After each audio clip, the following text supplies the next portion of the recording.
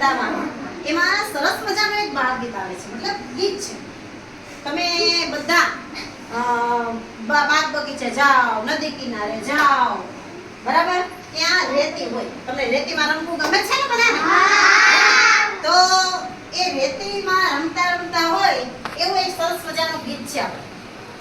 પછી એમાંથી હું તમને પ્રશ્ન કરીશ એટલે યાદ રાખજો કે ભાઈ એ ગીતમાં શું આવ્યું. બરાબર છે?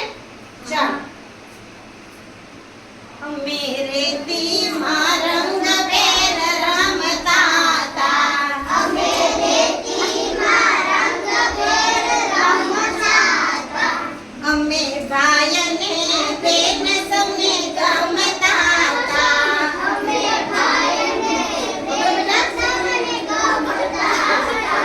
અમે બાગ બગીચે રમતા હતા.